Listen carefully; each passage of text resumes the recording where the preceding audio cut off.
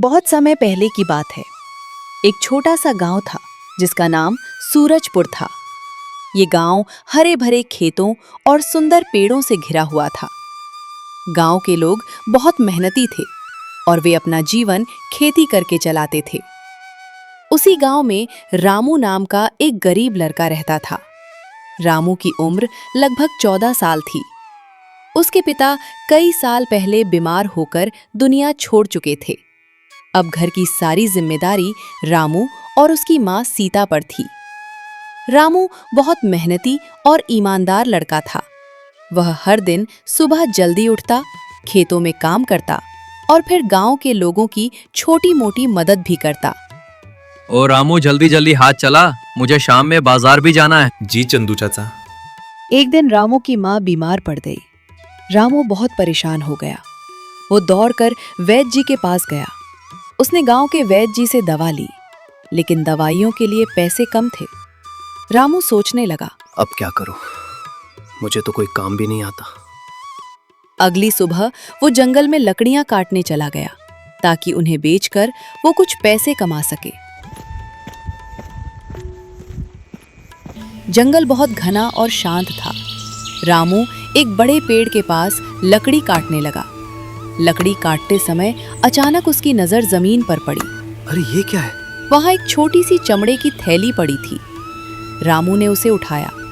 जब उसने थैली खोली तो उसकी आंखें हैरानी से फैल गईं। सोने के सिक्के? उसमें सोने के सिक्के भरे हुए थे। इतने सारे सोने के सिक्के उसने कभी नहीं देखे थे। रामू के मन में एकाएक ख्याल आया, अगर मैं ये सिक्के रख लूं तो माँ की दवा भी आ जाएगी और हमारी गरीबी भी खत्म हो जाएगी। लेकिन अगले ही पल उसे अपनी माँ की बात याद आई। बेटा, कभी किसी की चीज मत लेना। ईमानदारी सबसे बड़ी दौलत होती है। रामू कुछ देर तक सोचता रहा, फिर उसने फैसला किया। मुझे इस थैली के असली मालिक को ढूंढना चाहिए। लेकिन तभी उसी समय गांव की ओर से एक आदमी घबराकर जंगल की तरफ आ रहा था। वो एक अमीर व्यापारी था जिसका नाम मोहनलाल था।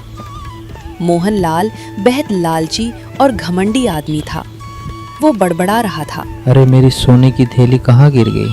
अगर वह मिल जाए तो अच्छा होगा। रामू उसके पास गया और बोला, आप क्या ढूंढ रहे हैं? क्या आप अपनी थैली ढूंढ रहे हैं? मोहनलाल तुरंत बोला, हाँ, क्या तुम्हें मिली? हाँ, ये लीजिए। रामू ने वो थैली उसे दे दी। व्यापारी की आंखों में लालच चमक उठा। उसने जल्दी से थैली खोली और सिक्के गिनने लगा। लेकिन अचानक उसने गुस्से से कहा, अरे इसमें तो मेरे 100 सोने के सिक्के थे, इसमें तो सिर्फ 80 हैं। रामू चौंक गया। नहीं मालिक, मुझे तो ये थैली ऐसे ही मिली थी। लेकिन व्यापारी चिल्लाने लगा, झूठ बोलते हो, तुमने मेरे 20 सिक्के चुरा लिए।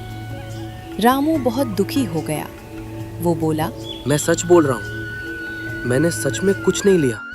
मोहनलाल रामू को पकड़कर राजा के दरबार में ले गया। राजा का नाम राजा विक्रम सिंह था। राजा बहुत न्यायप्रिय, दयालु और समझदार थे। व्यापारी ने गुस्से में कहा, महाराज, इस लड़के ने मेरी थैली से 20 सोने के सिक्के चुराए हैं। राजा ने शांत होकर रामू से पूछा, क्या ये सच है? महाराज, मैंने थैली पाई थी और मैंने उसे वापस कर दिया। राजा सोच में पड़ गए। राजा के मंत्री तेनालीदास बहुत बुद्धिमान थे। उन्होंने कहा, महाराज, मुझे लगता है कि इस मामले की सच्चाई पता लगाई जा सकती है। मंत्री ने व्यापारी से पूछा, तुम्हारी थैली में कितने सिक्के थे? 100 सोने के सिक्के। लेकिन इस थैली में तो 80 सिक्के हैं। इसका मतलब ये थैली तुम्हारी नहीं है। व्यापारी चौंक गया। क्या मतलब? मंत्री बोले, तुम कहते हो तुम्हारी थैली में 100 सिक्के थे, लेकिन इस थैली में तो 80 है।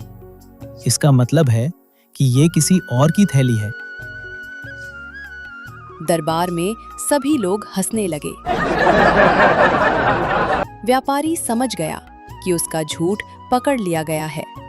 वो शर्म से सिर झुकाकर खड़ा रह गया और राजा से बोला, मुझे माफ कर दीजिए महाराज, मैं लालच में अंधा हो गया था।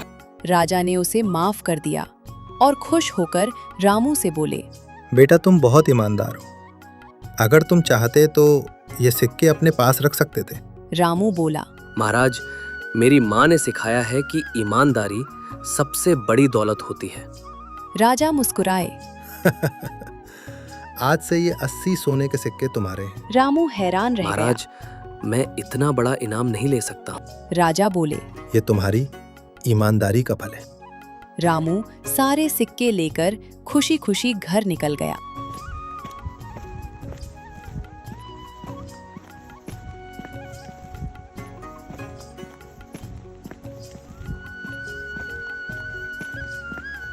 रामू घर पहुंचा और अपनी माँ को सब कुछ बताया। माँ की आंखों में खुशी के आंसू आ गए। रामू ने उन पैसों से अपनी माँ का इलाज कराया, एक छोटा सा घर बनवाया और खेती के लिए जमीन खरीदी। कुछ ही सालों में रामू गांव का सबसे अमीर इंसान बन गया। लोग उसे सिर्फ उसकी दौलत के लिए नहीं, बल्कि उसकी ईमानदारी के लिए सम्मान देते थे।